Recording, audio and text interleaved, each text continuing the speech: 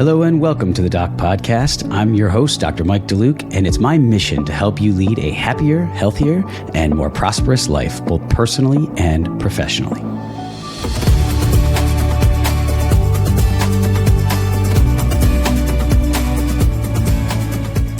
Hello and welcome to this episode of the Doc Podcast.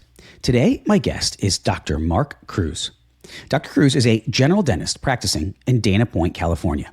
He has served as Assistant Director of the UCLA Center for Aesthetic Dentistry, been on the National Institute of Health, National Institute of Dental and Craniofacial Research Grant Review Committee, and on the editorial board for the Journal of Evidence-Based Dental Practice.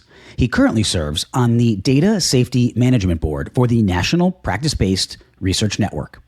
Dr. Cruz has published dozens of articles in various dental journals and lectures nationally and internationally on a variety of topics. During today's show, we're going to have an in-depth discussion about the medical and dental comorbidities of pediatric sleep-disordered breathing. This is something I am very passionate about, and some of you may have seen my recent articles on this topic in Orthotown. I'll be sure to post a link to them in the show notes for today's show. We're also going to do a deeper dive into what the literature says about the etiology of malocclusion, as there's an ongoing debate over whether malocclusion is determined by your genetics, the environment, or both. Dr. Cruz has a wealth of knowledge in these areas, and I'm really looking forward to bringing you this conversation today. So without further ado, let's get on to today's episode with Dr. Mark Cruz. Enjoy the show, everybody.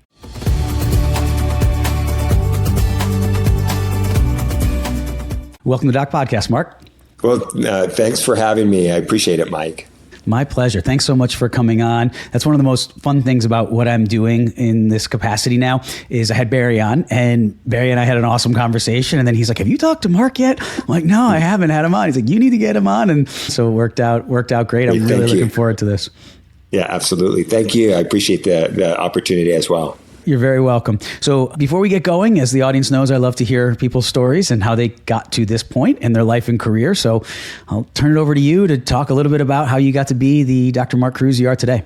Yeah, so I graduated from dental school in 1986 from UCLA and got out and started practicing with one of my classmates and partners, probably at the worst time that you could start a practice, 1986. It was right in the middle of the housing collapse, and it was a really challenging time. But I muttered along, and you get out thinking that you know everything, right? And the more you practice, the more you realize how little you know, right? And that you're just on this side of being dangerous. But it's a process, right? That's why we call it practice. And so I was really fortunate to have a number of really good mentors that guided me along. And my focus was really adults with a focus on perio-pros. And so I did that for about 25 years. About 15 years ago, I really started connecting some dots that had been bothering me for some time, being really focused on full mouth rehabs and temporomandibular disorders and things along those lines. There's a lot of the orthodox thinking that never really settled with me, and being nathology trained, learned how to do panographic tracings and programming instruments and cusp fossa, groove direction, occlusion level of concepts, true hinge axis, and that's where kind of the arguments were at that time. But there were things that just would not be, that were unsettled, that didn't make sense, and I was connecting some dots all along. But it was probably about 15 years ago that I gave my first all-day lecture on my ideas on nathology, occlusion, and airway. And at the time, dentistry, the word airway didn't really exist. At that point, it was all sleep group solutions, appliance therapy. And if you know the history, it was really a very heated battle between medicine and dentistry at that point, where the AADSM was trying to carve out its niche, if you will, and medicine really didn't want to have much to do with it, or they wanted to be in control. And this all happened in Dallas in the courts. And so I was really never interested in quote unquote sleep disordered breathing and obstructive sleep apnea, which is again, what the focus had been about. It really wasn't about Airway. And so I gave my first course, and then I met Ted Belfour, who at the time had developed with David Singh, if you know who he is, of Vivos fame. Yeah, David's been on the show. Yeah, they developed the Homeo block, and I remember even inviting Ted, who's now passed away. He was a good friend. But I remember he flew into Orange County into one of my, when I was giving one of the weekend courses, and I invited him. We'd do this together, and I was unable to pick him up at the airport, and he was very upset at me because I had an emergency. And I said, "Here's a hotel. It's 20 minutes away. I'll meet you there later on." And I guess he was a little haggard from traveling. We're in his hotel room. He said, "You know nothing about Airway, and this is it." And and it went on. I said, "Okay, cool. I'm here to learn, and tell me what you know." And he didn't really know that much really about me. And so I was worried that he was going to just, at this point, it was a full course, that he was going to just take off and leave. And everything calmed down. I picked him up the next morning. We gave our course. And the first half of the day, I introduced him. And, if you know Ted, when he was talking about his device, it was almost like a car salesman type of approach. Okay. And there were a number of audience colleagues that were just really stopping and questioning him. And he got really upset, like he felt like he was being challenged. And I just had to stop at one point and said, "Hey, Ted, it's okay. Everyone's here to learn. Just answer the question. You don't need to be so defensive. Everything's good." And he calmed down. And during the break, I had a number of people said, "Hey, it's like, he's like selling this appliance, And whereas I went in more agnostic, just kind of talking about the concept. Yep. Fast forward, by the end of the day, actually by the end of the weekend, he stopped and talked to me. He said, "Hey, Mark, oh my gosh, I learned so much from this weekend, and we have a bright future together. Let's take the show on the road. Let's talk about this. You know a lot more than I thought. And yeah, you're right. It's not just about appliances, yada yada yada." And I said, "Yeah, that's great. We'll see what happens from there." In my mind, thinking I'm not going to have anything to do with it because I'm not about an appliance. So I'm going to make that very, very clear. We need to be appliance agnostic. And so from that, we became friends, and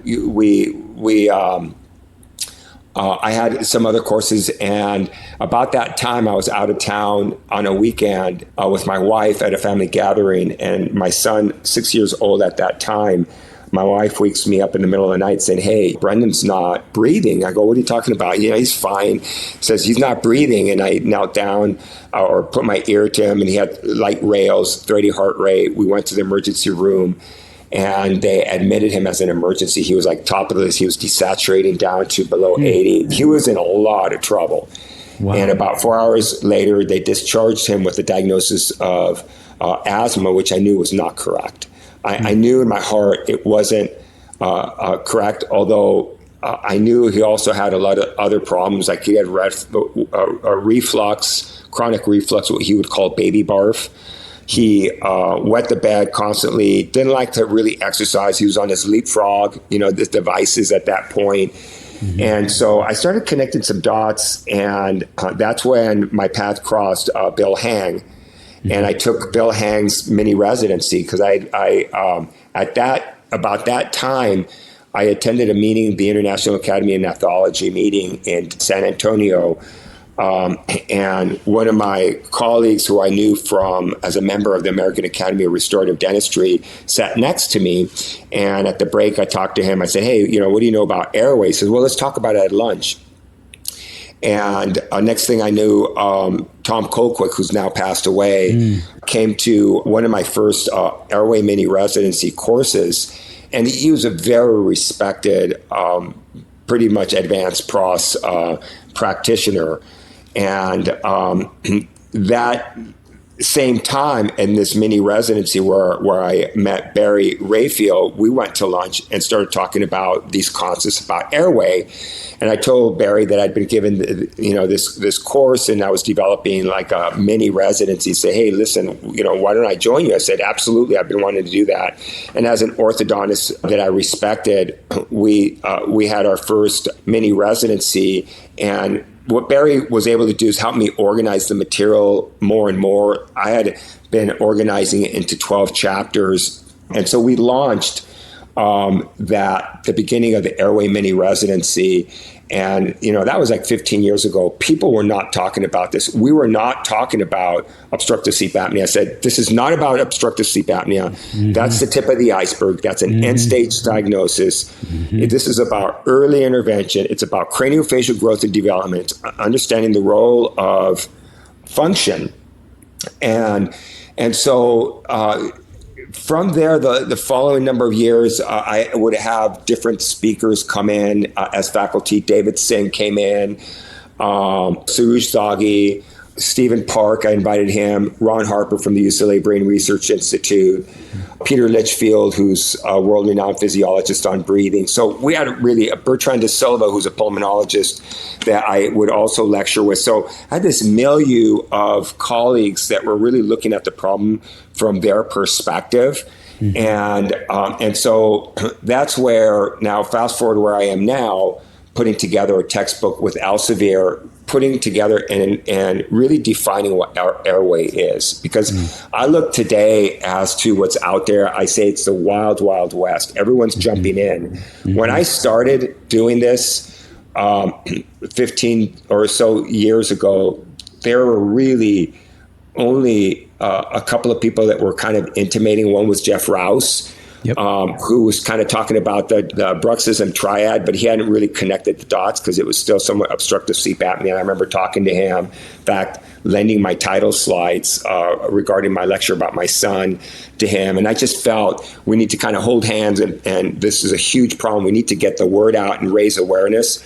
In that period of time, I had been, my license had been threatened by a number of colleagues, orthodontists, pediatric dentists that tried to basically bring in peer review and ethics. They felt that there was no science and that what I was doing was snake oil, and they really didn't understand.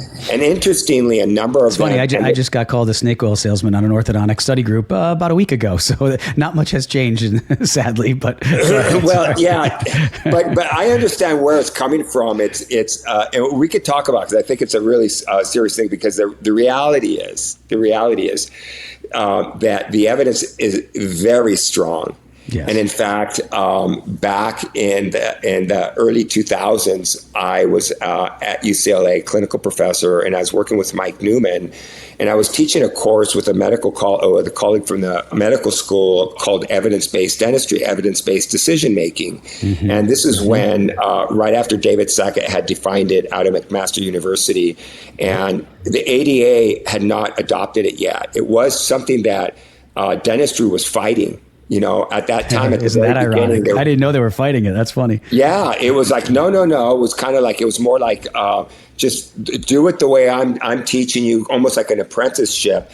Yep. And then I had been fighting to get a policy statement, and the ADA finally did do that. But Mike Newman started a journal. It was the first journal in the United States called the Journal of Evidence-Based Dental Practice, and I was involved in that. I was one of the associate editors. He had asked me to be on that, and we had a conference, our first international conference on evidence-based dental practice, which was pretty successful. And then the second, about 2 years later, we had the second international symposium on evidence-based dental practice. And what Mike had done is he invited every specialty in dentistry to participate in this conference, and basically to have a plenary session of what was their evidence to support what they were doing. Mm-hmm. And then we published the proceedings were published, and the Journal of Evidence-Based Dental Practice just kind of took off, which was kind of looking at tertiary dentistry, or a tertiary literature where you'd have reviews of reviews. And but interesting, from the proceedings of that second international conference, we looked at it and we found that the specialty that had the best evidence to support clinical practice was, what specialty would you think would be the perio? Yes, right on. It was perio. They had the best science, the most rigorous. Which specialty do you think was by far the weakest? Ortho. Yes. Was it even close? Yep. Ortho there's very little other than some basic and applied science. And so I bring this up because it's ironic. Yes, it is. That ortho would actually have even something to say about it. Even though they would, I believe that the orthodontic specialty is the specialty that is in the best position of all the specialties to really be leading on airway, because they've got the most robust background on craniofacial growth concepts and the biology. But it becomes about moving teeth. It's a very lucrative business model. Yes. It's most providers don't know how to make a living doing it. And so what they do is they reduce it down to a procedure, whether it's a widget of some sort. Yes. And they don't take the approach that I've been teaching, which is more of a medical model, where we're looking at the medical indications for why you have a patient in front of you. So look at anterior mandibular dental crowding as not a tooth problem. Right. That's a problem of craniofacial growth. And when you start understanding, as Don Enloe would say, that the airway is the keystone for the face, that starts in during labor. And then once you're born, how we start breathing is the most important moment-to-moment function. And so you go from fetal respiration to atmospheric respiration, and that's driven by nasal breathing and the pharynx.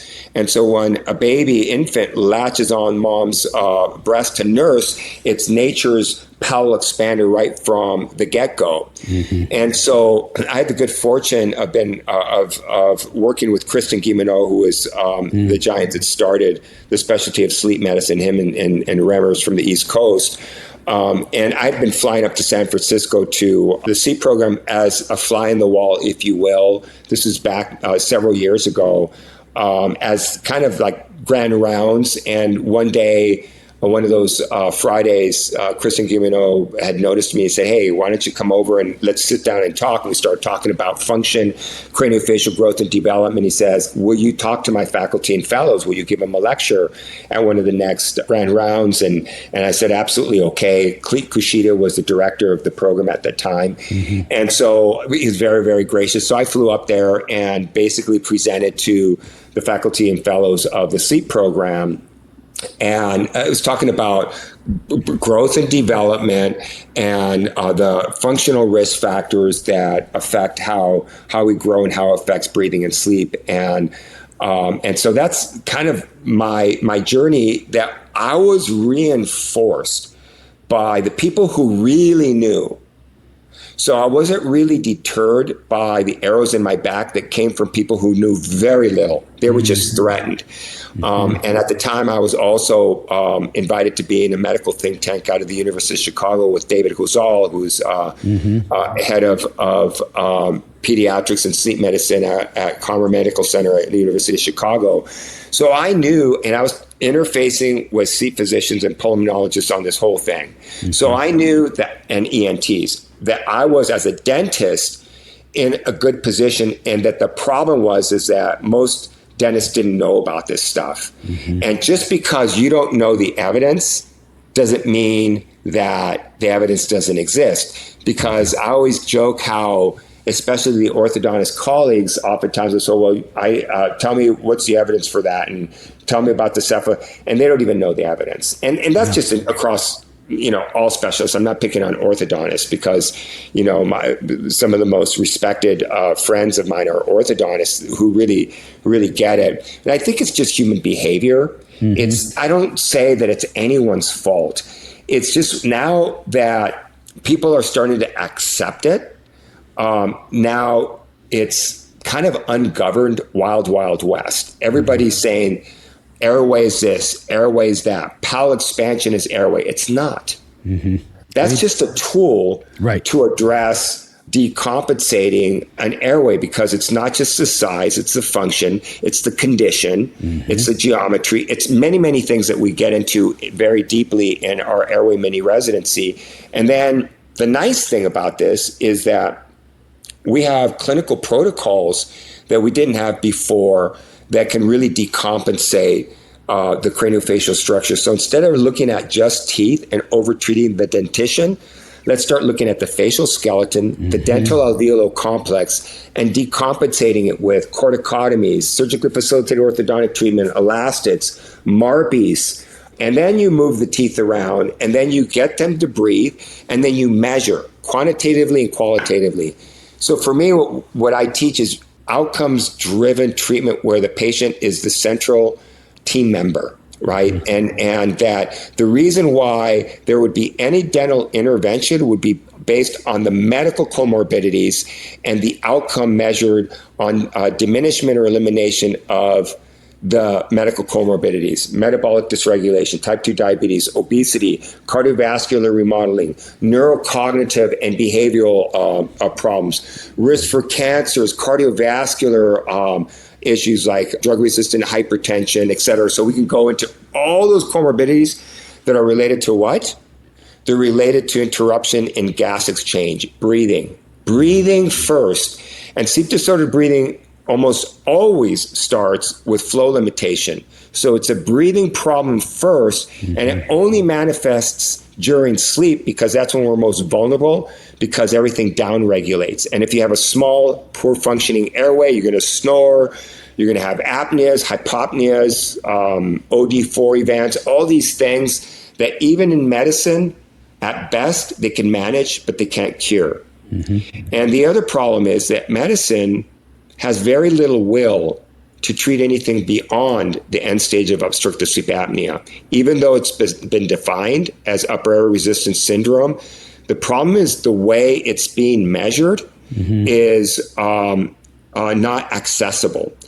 And I'll just give you a little history. Back in the 70s, Christian Guilleminault talked about this and wrote about this, looking at children when he started looking at sleep disorders, and he talked about flow limitation, and he talked about inspiratory flow limitation as measured with the esophageal probe.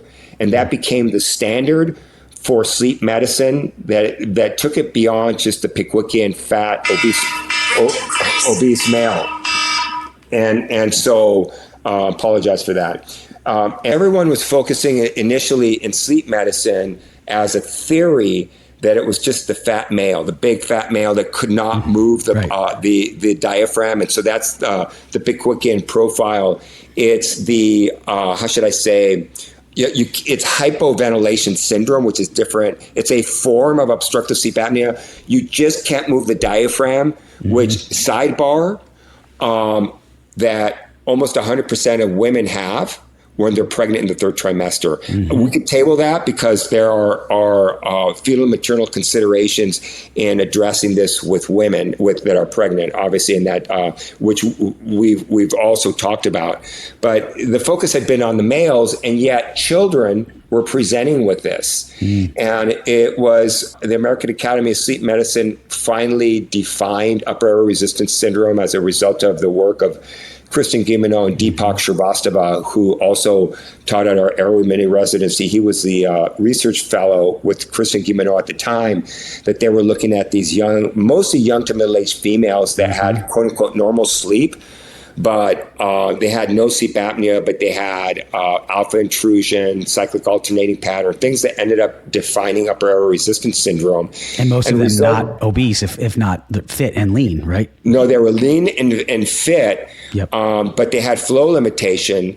And because they had a very healthy autonomic nervous system, they were super symptomatic.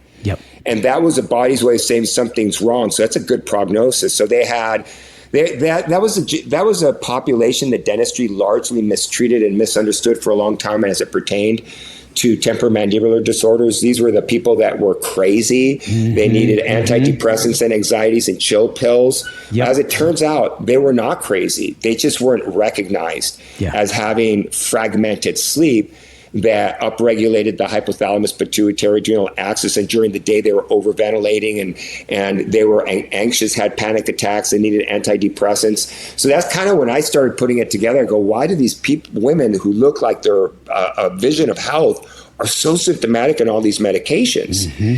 So I think that even to this day, there's studies to show that that population, which is like the largest segment of what we treat in dentistry, has a very hard time getting good access to care. It's usually just management with medications or devices or, things like that. And then if you're going in and they want to smile and you're extracting and retracting, or you're not expanding, not to say that the orthodontist is causing it, but maybe they're making a problem that they don't recognize worse. Right. Or at the very least not addressing it. And not addressing it, right? So again, you only know what you know. It's no one's fault. But now we're understanding that the facial skeleton has dramatically changed in the last 500 years. And so therein lies like the huge worldwide problem why we're getting sicker and sicker as a population worldwide. And the World Health Organization statistics are very clear.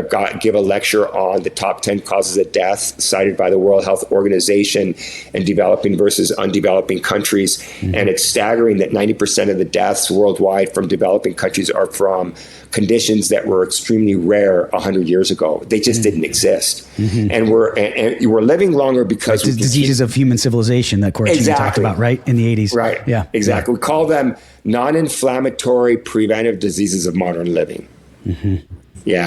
So why do you think? I mean, why is that? If you could, first of all, thank you for that amazing historical documentation of your progress and progression through this, because it's so important for people to understand. You didn't start here either. And I can't tell you how common that is. I don't think there's been a person I've had on this show, well over 100 episodes, that hasn't said, I didn't start thinking like this. And Mark, I'm right there with you. I didn't either. I didn't learn about this. I didn't think about this. I went to dental school in the 90s. And so I wasn't trained to think this way in dental school or my ortho residency. A couple of things I want to highlight before we get into the part about the evolutionary side and the changes in our the way the face grows and the sort of craniofacial dysmorphism that we're experiencing in our craniofacial growth and development in civilized countries. The fact, I love that a couple things. You said not appliance focused, right? Right. That is big to me. You're appliance agnostic. I feel the same way. We get so tied down by, well, this appliance or that appliance or this person selling this or selling that. And so again, not that no appliance works. I'm not saying that. It's just we have to think bigger than that, I feel, as a profession. And so I appreciate you bringing that up. The other thing being the evidence-based, the lack of evidence-based dentistry / medicine, evidence-based practice or evidence-based dental practice, as you referred to it, in the orthodontic arena. I'm so glad you brought that up, because I will get in these online debates, discussions with people, and they will be defending the Tweed triangle. They will be defending putting the lower incisor at 90 degrees. Show me the study that says that, I mean, Tweed developed that in the 40s, 30s and 40s. I mean, this was well before even Sackett, even Cochran had any thoughts of anything in terms of the evidence-based side of everything. So yet they will hold on to that. And then in one hand, and then on the other hand, they're sitting there telling you there's no evidence basis, or no evidence basis for the sleep relationship between what we do as orthodontists and Airway. And the last part I want to highlight that you said was that the orthodontist is so uniquely and beautifully positioned to own this. Own this. This is our wheelhouse. And I say to my orthodontic colleagues all the time, the general dentists, the restorative dentists, the pediatric dentists are turning to us to try to take the ball and run with this concept. And they are only largely doing it because of our failure to recognize it. And I do agree with you. And I don't say this as a personal criticism at all of my colleagues. I do feel... Because you're an orthodontist. Because I'm an orthodontist. Yeah. I do feel you're correct when you said it doesn't fit within our system. Yes. It just doesn't. I ran my own practice that I started from the ground up for almost 20 years. When you get that machine running well, doing earlier treatment, airway focused treatment, looking at more than just and again, it doesn't have to be airway focused, just looking at the etiology and the way the face is growing at a younger age and trying to be more proactive in your approach. I went through that about halfway through my practice career. And I can personally attest to the fact that it is difficult. It changes all of your systems. It changes your diagnostic processes, your intake processes, your treatment processes, your scripting for your team, your scheduling. It was a major overhaul that I went through for my practice. So I get why a lot of my orthodontic colleagues don't embrace this with open arms. The last thing I'll say about that before I turn it back to you on the evolutionary, well, to hear your thoughts, and then on the evolutionary side, is where I draw the line with my colleagues is if you don't want to do it, I'm not ever told anybody how you have to practice. Even residents I teach, I don't tell them how they have to practice. I teach them concepts, and then I want them to find their own way to implement them to the best of their ability.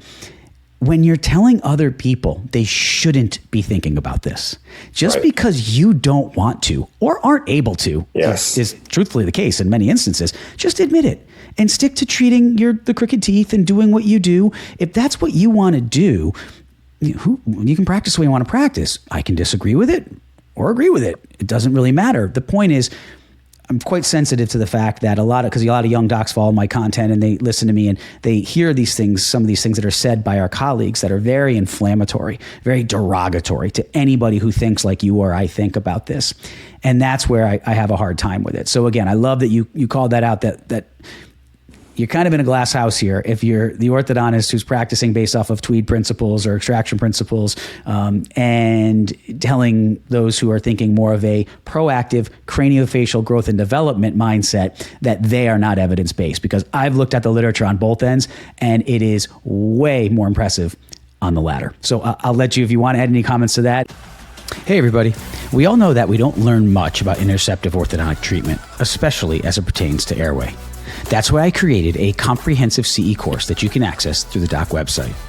This 26-hour course will transform how you think about and approach interceptive treatment and teach you how to implement airway-focused orthodontic treatment into your practice.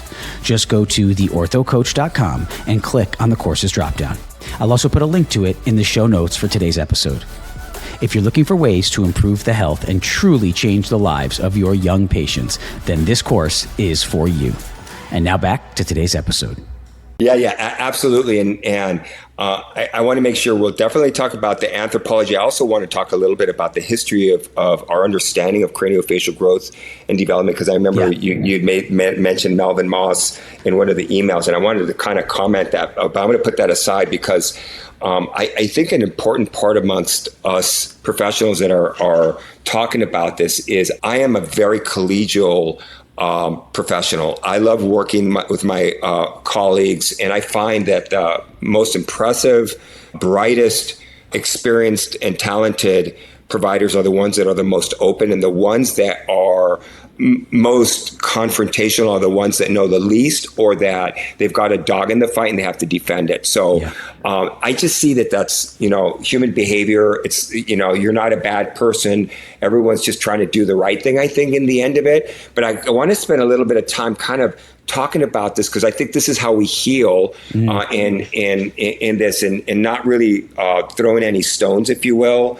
And so I'll just say that what's happened going back to the 1920s, when Abraham Maslow, under the aegis of the Carnegie Mellon Foundation, was asked to look at medical education and reevaluate how physicians were practicing, which is more like an apprenticeship, kind of like the way dentists were doing it. Mm-hmm. And the result of that report ended up closing almost 90% of the quote-unquote medical schools at the time, and they started following the Germanic model. And I've been actually arguing that, and then Gies came in about 25 years later, and dentistry did the same thing. And so I'm saying it's been over 100 years or close to 100 years since medicine and dentistry have really reevaluated our curriculum and what we're teaching. And this is during the boom of the age of information, where we really need to step aside and really start looking at our technology now with AI that's accelerating it, and stop doing things as business as usual. It's not very smart. And we're actually seeing some of these things going on right now that are hitting the fan in Washington, D.C. with the MAHA movement and with what's going on. And there's a lot of vim and vigor in that discussion, whether we're talking about immunizations and a lot of stakeholders and everyone's spitting at each other. And I think that's part of the revolution when you're taking a paradigm and shifting it. And that's natural. In fact, Thomas Kuhn wrote a book called Structure of Scientific Revolutions. Yeah, I love Kuhn had some great quotes on the shifting of the paradigm. Yeah. Right. And he describes that. Chalmers wrote this book called What is This Science? So I've been studying this for many, many years and talking about it. And what I realize is that our very siloed healthcare system that's become more and more specialized has really lost its vision, because the body doesn't work like that. We really have to go away from a quote unquote reductionist evidence-based approach and more to what's called human systems theory or bioregulatory systems medicine. But what happens is that you learn how to monetize your domain. And there's nothing wrong with that. We have to make a living. We have to provide the public with, the services, and we try to do the best. But then you get the bean counters and hospital administrators and practice administrators and DSOs and everyone kind of getting into that don't know about healthcare but know how to turn a profit involved. And it's just this milieu, right? So kind of stripping it down. The problem is that our education is allopathic and very siloed, and we're learning that we're actually getting sicker and we're not doing a very good job. And so we're more into polypharma than we are into really doing a proper evaluation of the patient. And so when you start really stepping back, because I will say it's not just the orthodontist, it's also the ENT, it's the cardiologist, it's the really even the general dentist, that because they're frustrating, they're getting over their skis on a lot of specialty areas that specialists would do better. But be that as it may, I do give this real quick story that was in Michael Millinson's book called Demanding Medical Excellence. And he gives his story of this group of researchers that took 1,000 children in the New York school district, and they sent them to a group of school physicians, and finding out that about 60% of those kids already had their tonsils removed, had the remaining kids evaluated by a group of school physicians who evaluated these kids. And those ENTs found that 45% of those kids needed to have their tonsils removed. So then the researchers took the remaining kids and sent them to a second group of school physicians, and 44% of those remaining kids were told by this different group of school physicians that their tonsils needed to be removed. And mercifully, one last time, the researchers took the remaining kids and had them evaluated by a third group of school physicians, and they found that 46% of those kids needed their tonsils removed. I was going to say 45. So yeah, you're right there. And so the main conclusion of the study is it had very little to do with the conditions of the children as much as it did by the viewpoint and standards of the community at that time. And at that point, there were only 65 out of the original 1,000 children that didn't either have their tonsils removed or didn't need them to have removed, quote unquote, removed. And so I think these are well-meaning people. And that was a study, by the way, that was published in 1932. Wow. 1932. Wow. So that's continued since then. It wasn't until 1991 that the white paper was written by the otolaryngology community, basically talking about when and when not to remove tonsils. So it's almost an act of God now to get tonsils removed, right, when they really need to be. But be that as it may, I say that because well-meaning practitioners can be very passionate about it, no different than an orthodontist deciding on extracting and moving the teeth, right? So no one's fault. I just kind of want to make it. And I just say that we tend to overtreat the wrong problem. And I had an ENT, well-known ENT that practiced with me. You're not supposed to practice, but he was very compelled. He went to the AMR and he was local. And for some years, we would see patients together looking at Airway. And he said to me, and he was one of the first out of NYU that was working with Remmers in sleep. Mm-hmm. And he said, Mark, I look back at my career and I look at how many patients I mutilated. Now that I'm understanding craniofacial growth and development, what you're doing is the direction we need to go. So I know as many arrows I keep on going that I have my back, that I'm in good stead with people who are really understanding the problem. I don't blame anybody that's throwing there. It's just the way it is. Because back in 15 years ago, it was just sleep and they were not talking about it. Yeah. People who are claiming they've been doing Airway for a long time, probably either I trained them or they heard about it. And I know a lot of them have gone out and now they're trying to create their own little niche, kind of like what an orthodontist would try to do when they get out of practice. They're trying to make a living. Okay, it's okay. But let's kind of step back and say, let's treat the whole human and understand the most important thing in any mammal is taking the next breath. And how do we do that? Through an airway. And the airway is a functional space. It's not an organ. It's defined by everything that's around it, including, and most importantly, the facial skeleton. And that starts growing in the first trimester and accelerates at the beginning of that third trimester. And it's well documented. The first 1,000 days of life largely determine life expectancy and risk of acquiring chronic disease. That's from implantation to the end of second year of life. And if you're not hitting your benchmarks or you don't know which benchmarks to hit, you're going to be in trouble. And we have a whole population that has this problem. So that by the time we get to that rite of passage of putting braces on, it's way late. Yeah. Right? Every kid is getting their teeth. And I understand that there's no suite of genes that call for dental crowding. Right. It's the teeth it's the body trying to solve a problem, which is getting upper and lower jaw to work when there's not enough space. And third molar extractions is not because we've evolved to not need the third molars, it's because the ramus didn't grow out, the corpus didn't grow out far enough. So it's a growth and development. The exciting news is we in dentistry are in the driver's seat to really address a global health problem. As I argue, the airway is the nexus of health, and everything flows from that. All those symptoms that are being treated as standalone symptoms are downstream consequences. So we need to get on board on early intervention and really focus on growth and development. And, it was in the 1940s, right, that the sutural, it was a sutural therapy by Wyman and Sitcher, and then of course Scott came in with the nasal septum in the 50s.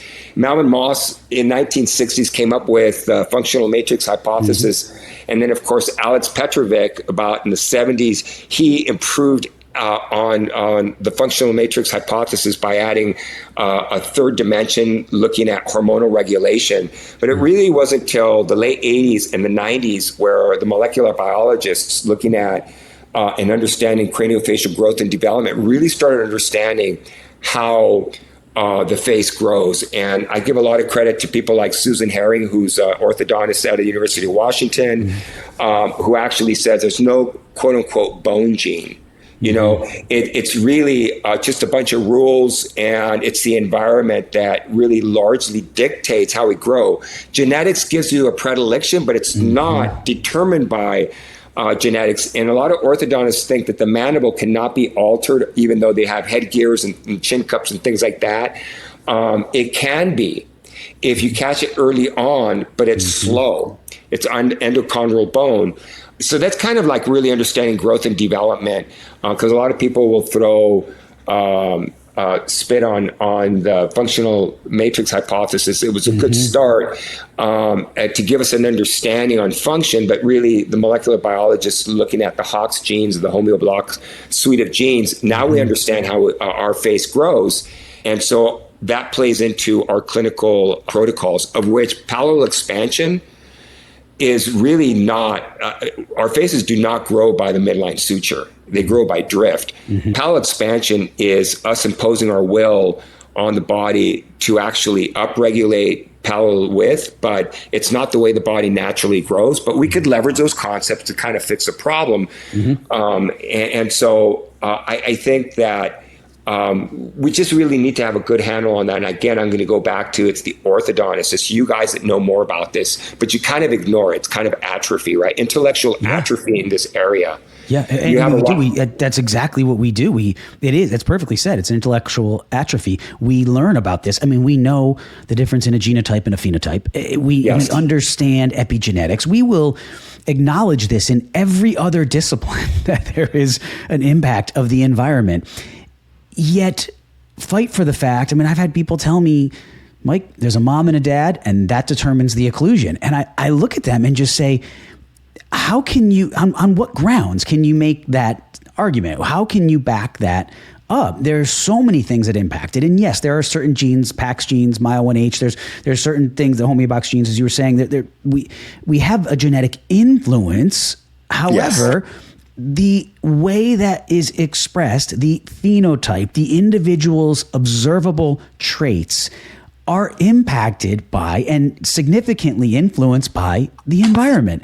And as you said, that airway, or as Kevin Boyd calls it, the craniofacial respiratory complex, the airway is integral to all. I mean, it is the largest space, obviously, in the craniofacial complex. When that space changes in size or shape and alters the way we inspire or breathe, it has significant consequences. So if you could talk to those for a minute, what they are, for some of the people that really just are stuck on the fact that it is, look, you get a combination of alleles from your parents, it's your genotype, and that's how you're growing. And a lot of them will quote kind of the Habsburgian jaw. And yes, there are certain genes that have been isolated to lead to certain types of expression. Not denying that. The convex of that is you can't deny that the environment is involved. So if you wouldn't mind just tying that all in a little bit and explaining to people what that means. Sure. And again, this is going back to bioregulatory systems medicine, where we look at the body working at three different levels. It's the molecular level, the cellular level, and the organ level. And we're used to looking at kind of the organ level, not really understanding what's happening at the molecular level. But look at the pharmaceutical industry now, looking at oncology. They're all biologics now. You obviate a lot of the side effects because you're working with the body by upregulating or downregulating genes, right? Instead of bypassing it and then having the unintended consequences of what we call side effects, right? So it's the same way in our way that we can address our patients clinically, that we can upregulate and downregulate, when you understand that. And so we have a lot of control. I think, did I answer that question? Was that?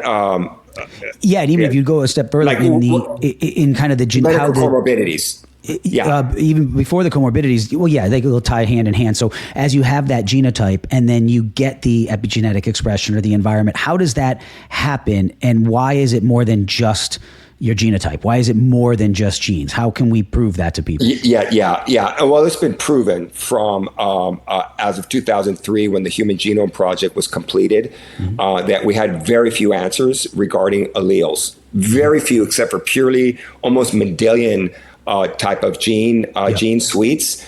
And that's when we, because think about it, the Human Genome Project at $1 billion looked at only 3 to 5% by molecular weight of the chromosome, which was the DNA. They completely ignored the elephant in the room, which was the chromatin, the histone proteins that upregulate and downregulate. It's what spoons the DNA. That's where the answer was. And so we already know it's not the genes. Yes, they play a role, but you could turn them off. So that's very, very clear. So someone who says it's the genes, it's kind of like saying when you look out on the horizon that the earth is flat. And you could be very, very confident because it looks flat, but that's not science. So you need to look at not only a priori evidence, you need to look at a posteriori evidence, or two types of evidence. And we can't just look at something and say it is, because there are things that are bubbling up under the surface. So for example, Yung Pei, who's an orthodontist out of the University of Maryland, who I used to work with at UCLA, worked with Ron Harper at the UCLA Brain Research Institute. And they actually are doing research, and they've looked at babies, specifically preemie babies that are born that have even short periods of periodic breathing where they have an immature neurology and learning how to breathe that results in what would be like chronic intermittent hypoxia, like what a sleep apnea patient would be, but as an infant. And that just short bursts, we already know short bursts of chronic intermittent hypoxia make the bones weaker and more elastic. And as it pertains to the infant, it makes the facial skeleton more prone to dysmorphia. The bones are weaker and they don't grow properly. More importantly, is that those short spurts of chronic intermittent hypoxia, I mean, we're talking minutes, not hours, can disrupt the islets of Langerhans and the pancreas to cause permanent damage to those particular cells that are predictive of type 2 diabetes, obesity 20 years down the line. And no one even knew it, right? Things that we don't see. So that kid is already behind the 8 ball. So when you're taking a birth history, you've got to start understanding what you're up against and trying to reverse it. So it starts with those types of things. But if a kid is having a problem breathing because they've got swollen turbinates or their mouth breathing, then that upregulation can cause problems that affect the dorsal motor nucleus of the medulla. That is the main pathway, afferent pathway, that regulates the autonomic nervous system. And now you can have dysautonomia very early on that can result in things like cardiovascular remodeling, meaning that their heart rate is staying fast and their blood pressure, and it's not down regulating because they can't get into coherence. That starts very early on, and then it can result in so many other downstream problems. So there's a lot that's going on, and we can't be mechanical about it and think that it's just the genes and that there's nothing I could do about it. I've got to go ahead and treat this patient anyway. I think it's staggering, and I go into it in detail in our textbook with over 500 references from the medical literature looking at all these comorbidities. But even within medicine, they're ignoring it because everything's so siloed, right? So Bertrand de Silva, as a pulmonologist, sleep physician, says he's super frustrated with the cardiologists who will treat a patient that has AFib with cardioversion and medication, not understanding that 49% correlation with a sleep disorder and atrial fibrillation when you're perturbing gas exchange, and they don't even think about it. Right. That many times, so you look at children that have quote unquote ADD, ADHD, most of the time it's sleep fragmentation. It's a breathing problem. They don't, it's not a shortage of Ritalin or Adderall. Right. So I think that's where we have to really educate the public and as providers really take that proper seat and really taking care of our patients' risk for chronic disease, because it just turns into polypharma 20 and 30 and 40 years down the line. I have double jaw surgeries lined up in my practice in addressing those adults that really now they don't want to be on CPAP. And I'm talking they're in the 20s, 30s, and 40s. I'm not talking about the big fat male. And I always say, if I saw you when you were 6 or 8 or 10, we wouldn't be in this situation. Yeah. And all of them have all these symptoms. All of them, not just one or two. And so for me, how I know that my outcomes are successful is that I get them off the medication, the physicians get them off, and down they decrease or eliminate, whether it's their testosterone supplements or their antidepressants or their anxiolytics or proton pump inhibitors, their medications, their diuretics, all of these things that, silly as it is, that the dental profession can be proactively addressing very early on by looking at the face. So let's say you're not doing anything by Airway, but you're just looking at the smile. Stop just looking at the teeth and the arc of smile. Look at the face. Face so first. Scan the face and look at everyone's narrow. Look at how the teeth are tipped in. There's no tongue space.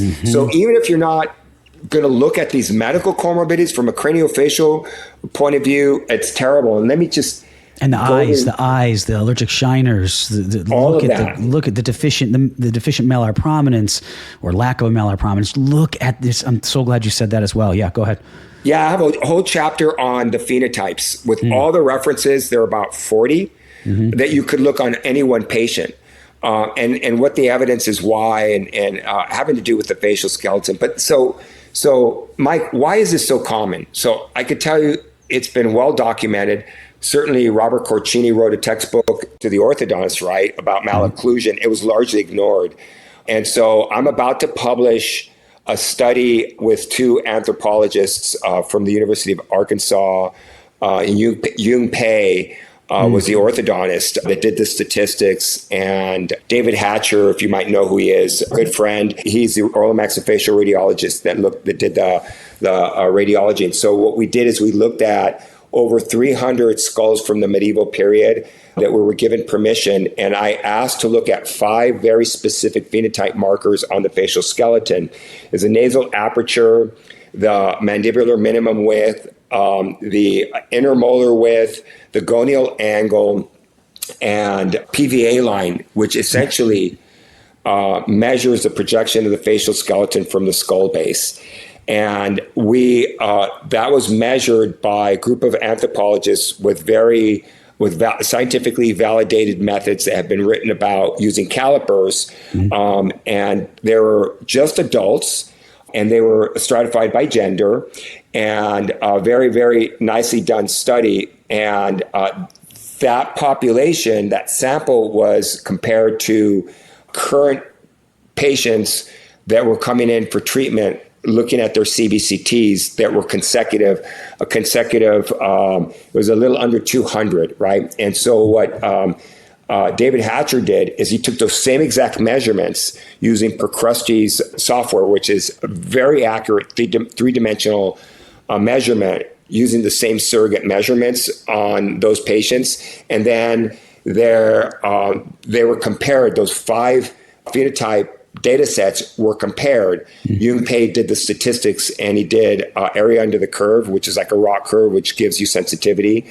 It's like specificity, sensitivity, and did analysis of variance and very, very robust statistics. The bottom line is this, Mike, that the facial skeleton just 500 years ago, from the medieval period to where it is now to our current population, it isn't even close. Not even close.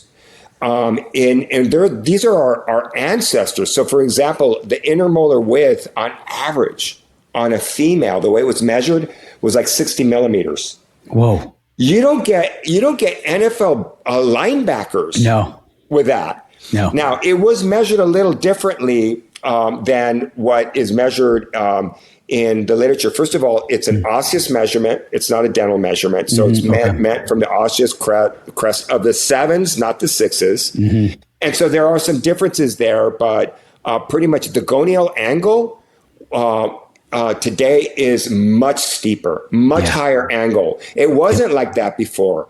And in fact, it was very nuanced that you could even create 3 groups of skeletal class 1, 2, and 3. They were all one class. Yeah. Right. Wow. So Angle actually came up with phenotyping, artificially phenotyping facial skeletons that were really the same facial skeleton. There's no such thing as a class 1, class 2, class 3 in our genetics going back.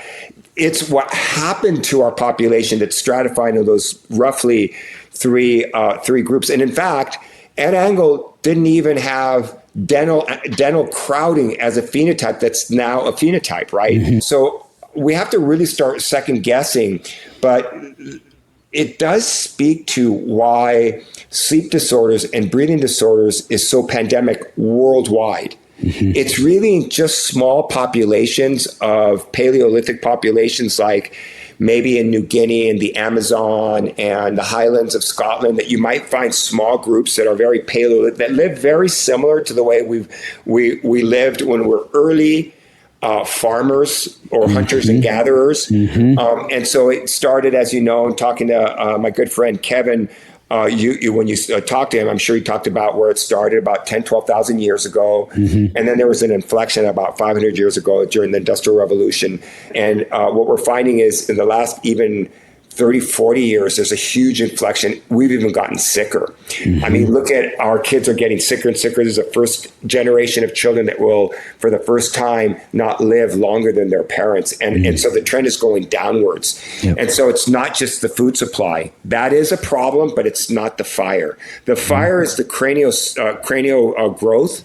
Elephant in the room. Can you talk about some of the reasons why, the theories on what has changed for those who may not be aware of that literature or the data, as why, like what is going on that is changing this so rapidly, and again, not in line with evolution and the theory of evolution, right? It is magnitudes faster than we would evolve to this. So if you could just shed a little light on that, if you don't mind. Yeah, I can take a little bit of an interesting deep dive because I was certainly doing the mini residency. So for hundreds of thousands of years, I mean, you can actually see the genus goes back millions of years, like 1.22 million years, and then about 60 to 70,000 years ago, Homo sapien, where there was Homo erectus, there was Cro-Magnon, there was Neanderthal, there was like these different species, very similar hominids, but it was really Homo sapien. About 70,000 years ago, and this was written by a paper by the head of otolaryngology at UCSD, Terence Davidson. He wrote the paper called The Great Leap Forward. Okay, so this is really grounded in good medical science. So about 60, 70,000 years ago, we all lived, our species lived in small groups of 7 to 10, no bigger than that. And we were hunters and gatherers. And about 60 to 70,000 years ago, we started developing the ability to speak. And the way we developed that, I'm not going to go into the details of it, but we had laryngeal descent. Our larynx started descending that allowed us to have language, to have an unstable airway, to be able to phonate beyond just grunts and sounds.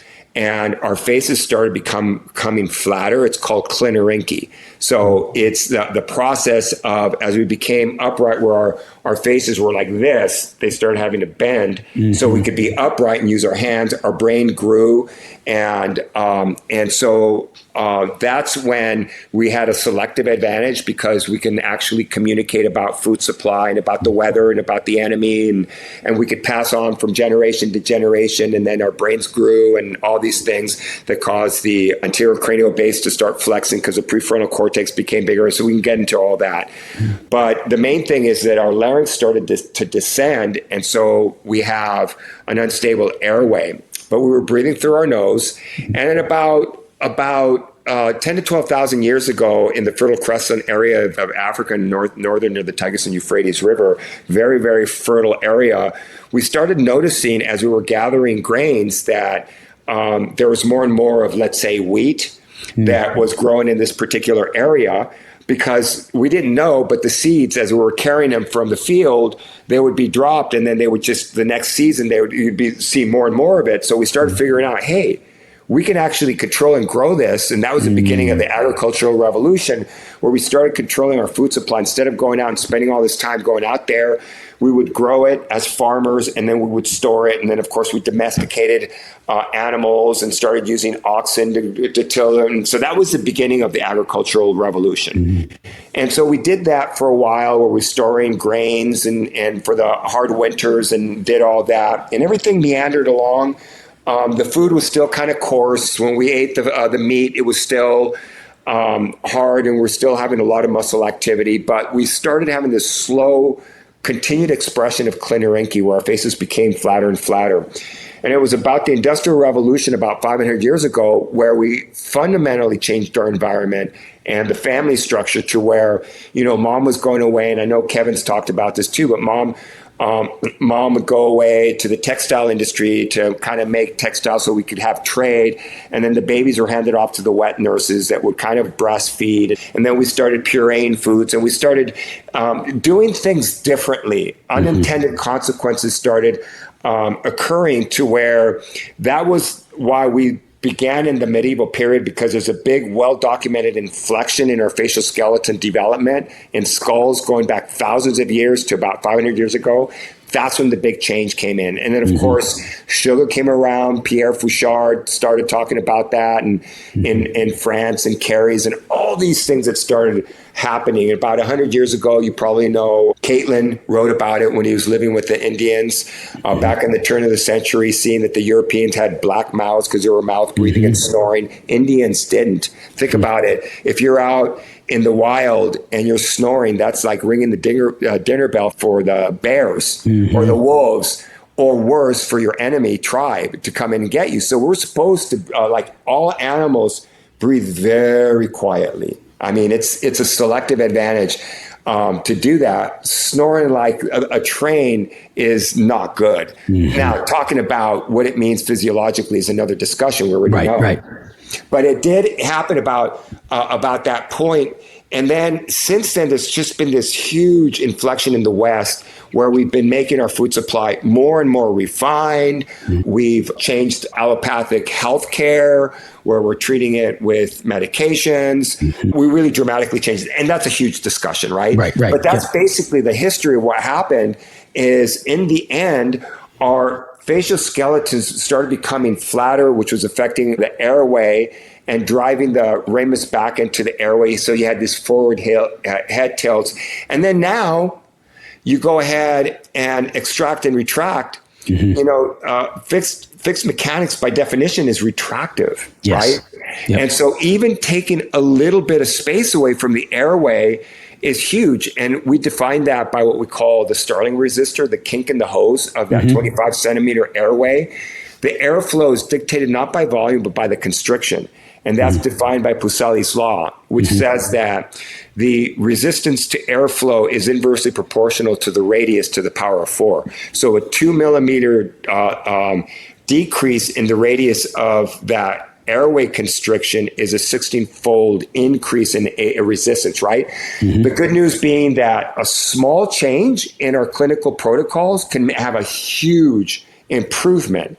So, but it could be the opposite as well. You retract just a little bit, we don't know how much, and now you start having flow limitation, upregulated sympathetic drive, anxiety, depression, and no one knows what's going on, right? You're overventilating, and now you're in a chronic respiratory alkalosis because you're blowing off too much CO2 and the hemoglobin can't release the oxygen because it's released as a result of the CO2 gradient, and then you get vasoconstriction, irritable bowel syndrome. We go into all the details of all these comorbidities that are related to the most basic function of taking a very easy, peaceful breath and being in parasympathetic coherence 90% of the time.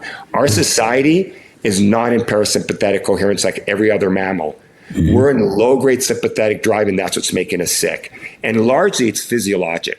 But then you have psychological stress on top of that, like your 401k and the crime rate and politics and things like that. But that's just fuel on a fire that's already burning. Yeah, just exacerbation of those symptoms. Yeah, it's multivariable. Thank you for that explanation. I love that. I love kind of geeking out on the history of that and giving people a perspective of what is doing this to us. Because when this is all you know, it's just like, well, this is all you know. So it's great to have that perspective of, no, this isn't how we were designed to function. And the interesting thing, which you said at the end there, well, there are many interesting things you said. One of the things I want to just underscore and ask a follow-up question on it, you said at the end. So there is literature out there that says, and I'll come back and explain my thoughts on it, but there's literature out there that says, extraction doesn't matter. The tongue space doesn't matter. One of the gentlemen who called me a snake oil salesman, the reason is because he put a post up saying that there is no evidence, and he said like zero, that the tongue space has anything to do with airway. So I just very quickly sent him 10, 12 references in the thread and said, I just want to correct you. That's not correct what you just said. And I sent him some references. And of course, he didn't refute anything I said from a scientific standpoint. He simply came back personally and started calling me all these names and telling me he felt sorry for anybody that listened to me and all that sort of thing. So again, I get it, the arrows. I know I'm not going to change his mind. But what people like him say is there are tons of studies that say that extraction of teeth has zero impact on airway. My philosophy has always been, and I I actually was talking with Barry about this on his episode, and he agrees that the problem is there. The teeth are the symptom, right? I mean, we shouldn't need to be extracting these teeth. We're extracting these teeth because you're trying to give the patient straight teeth. And as you said before, I really do believe these people are coming at it from a good place. They're not trying to harm these patients. They just don't know how to do it any differently. They see crooked teeth. They were taught, remove them, and that makes it a lot easier to line them up. When you have that space, don't think about it proactively. Don't think about what you can do to make more space, alter the phenotype. So I get it. I get where they're coming from. Yet there are studies out there, and many of them, I say, are poorly done, but they are out there that say, well, look, patient A had teeth extracted, patient B didn't, and there was no change on the airway. There are also studies that say the exact opposite, that if you're retracting and constricting arch form, it does have an impact. So what are your thoughts on that? How do you explain that? I can tell you exactly. I can tell you. First, I'll just start by saying what Mark Twain said a long time ago. It's not so much what we don't know that gets us in trouble as much as what we do know that ain't so. Mm-hmm. And so we have to kind of start there. And just because you don't know the literature doesn't mean that there's no evidence. So, but there is some confusion here. Yep. So first of all, when you really understand what the role of the tongue is, the number one role of the tongue, and we never taught this in dental school, is to dilate the airway. Speech, deglutition, and swallowing are secondary and tertiary. So it's really to dilate the airway first. And if you get into the literature, that's how it's an airway dilator at the oropharyngeal junction, right? Because of laryngeal descent and all these things that make it unstable. So that's number one. But the confusion with a lot of the clinical protocols that are out there, and I understand because I've dealt with it, is people will say exactly the same thing. And they're right to some extent in that you're not really treating the airway necessarily by creating more oral volume. Really, the way what you have to do is look at the Starling resistor. So the first thing, like in the clinical protocols for me, like on a grown adult, that craniofacially needs to be decompensated either for MMA surgery or just to have more quote unquote tongue space. Creating more tongue space isn't necessarily going to decrease the apnea and hypopnea, although it may with good myofunctional therapy.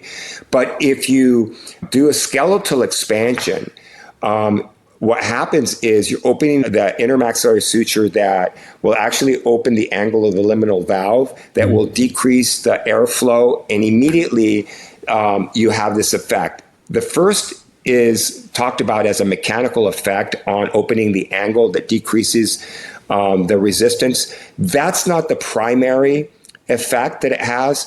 It's actually the physiologic effect to actually opening the angle that's the biggest, which is it downregulates the sympathetic drive because the brainstem is saying increased breathing, decreased resistance. I'm going to downregulate because it wants to be efficient. And immediately also you get the turbinates start shrinking and better airflow. So it starts first. Then once you get the midface that's deficient, then you've got endochondral bone, you've got to upright that. And if you look at on the mandible and look at the full volume of the CBCT, the skeletal base always is wide enough. The problem is the dental alveolar bone that sits on it that's distorted. That curve of Wilson is huge in those cases. Right. Yep. And it's not even because the curve of Wilson is a dental metric looking at the teeth. It's not even that. It's the bone that has to be uprighted and the teeth that's straightened out. So in our corticotomies, we're actually moving the dental alveolar complex and uprighting the teeth to match the maxilla. Now you have more oral volume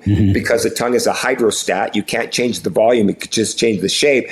But now because there's more volume, it can come more forward and opens up the airway. And that's where you need function to do that. Then indirectly, you can help the airway. So people are confused about it where, there's no evidence to say that the tongue is causing it. Actually, yes and no, it's indirect, but you do have to increase the airway volume. But if we look at the classic studies that have been cited regarding this, Larson. Larson 2015 study. But no one really, I haven't found one orthodontist that actually looked at the study properly. Agreed. And actually looked at the p-values. The p-value was 0.17. By definition, first of all, the title of the paper was self-serving. You never have a title of paper telling you what your conclusion is, number one. And number two, once your p-value is greater than 0.05, you must reject the null hypothesis, and she didn't. She ignored it. So that study is so flawed, and I know because I taught courses on how to break down and appraise literature, and working at NIH and NIDCR, we would lambaste that. And I would not want to embarrass her, but that study is so flawed. Now, if you want to look at a good study with a very, very small p-value, 0.001 by Christian Guilleminault, looking at extractions, he actually looked at a large sample that's showing that extracting even third molars before the mid-20s can adversely affect the airway because you get this collapse and loss of support.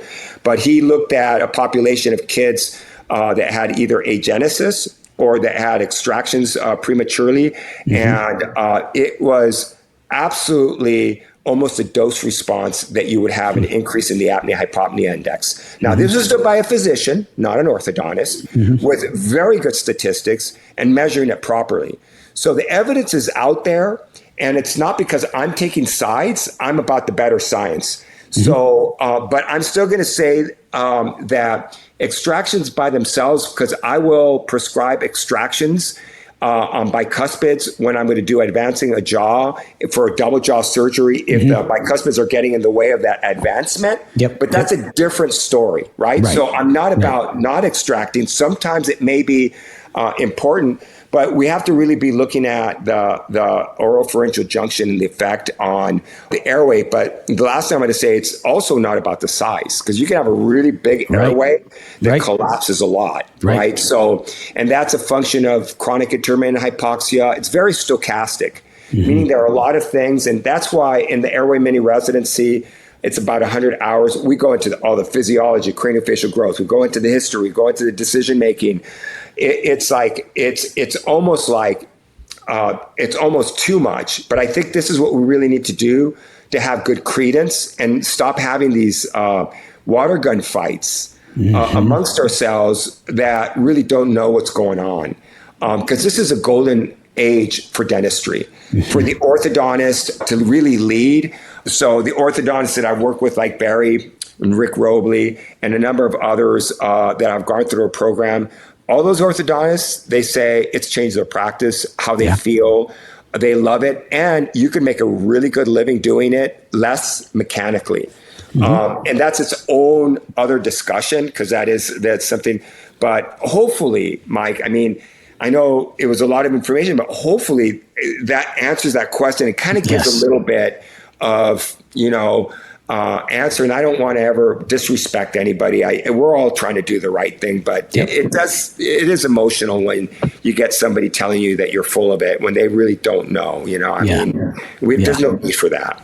Yeah, no, it's sad. And that's unfortunately what happens in these online groups. And that's why I love this forum, because we can have these discussions. I've actually invited, I think, every one of the people who has come at me in those online groups. I've invited them on the podcast. I've said, come on, let's have this discussion. Yeah, I've invited Kevin many times. I've said, hey, come on. I'm like, come on, we'll have a debate. Well, no, they have 8 million reasons why they would never do it and don't want to stoop to your level. That's all there's excuses. So those people, honestly, I pray for him. I agree. I've said to them, I feel sorry for them. And I don't mean that in any manner of condescension. I truly feel that when you are able to help your patients using the approach that you teach and use with your patients and that I teach and use, there's nothing like it. You transform the lives of these human beings. And I always say straight teeth are great. And I've been blessed to create many, many beautiful smiles throughout my career. Nothing compares to when you detect these issues in young children or in an adult, get them the help they need, and change their quality of life on a level that you can't even really hardly quantify. So thank you for taking the time to go through that, for your knowledge, for your expertise, for your precision, your persistence. It really, really impressive conversation, Mark. That was really exceeded even my expectations of how deep we were going to go. And I loved every minute of it. So I think this is one that people are going to play back a couple of times because there was a lot of really good, really deep stuff in there. I'll enjoy this. Is one when I'm producing it. I'm going to enjoy it, not just recording it with you, but producing it. Because, I will keep learning from everything that you have said. I learned quite a bit actually myself from you. So I thank you so much for your expertise. It's my pleasure. And I hope our path continues to cross in the future. A couple of things I'll say is, I always say that when you take care of one troubled child in a family, you're healing the whole family. Yes. Because there was a lot of stress in that family. And it's really just all of us just working together and trying to make the world a little bit better by doing what we're doing. And appreciate you with your efforts that you're doing and your diligence. I mean, I'm just tickled pink that you're an orthodontist and having this level of conversation, that you're open to it. And so maybe we'll even work on some cases together. But anytime you need anything from me, Mike, I'm here for you. I really appreciate the opportunity, and thanks. Appreciate it. You're very welcome, and right back at you. Anything you need from me, please never hesitate to reach out, and I can't thank you enough. How can people reach you if they want to reach out or find out more about the residency? I can put it in the show notes too, but. Yeah, sure. And I'll just say, in the mini residency, I always start off and say, look, I'm never going to stand up here at the podium and tell you what to think. All we do is give you information and let you put it together. And what we find in the process is people put it together in a very specific pattern. I never say, think this way or do it that way. I just say, here's the evidence. Here's what I find.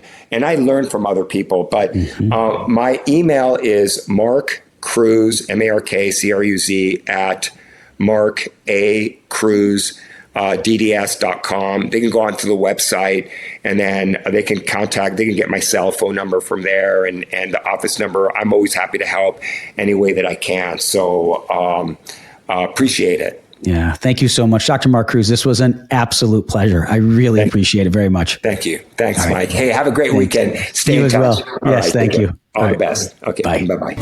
Thank you for tuning into this episode of the Doc Podcast. Be sure to visit theorthocoach.com to get access to ADA CERP recognized CE courses or to schedule a private one-on-one coaching session with me.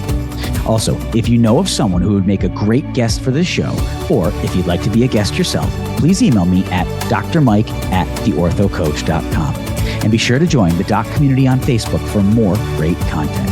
Thanks so much for listening, and always remember, you have been blessed with the ability to do amazing things.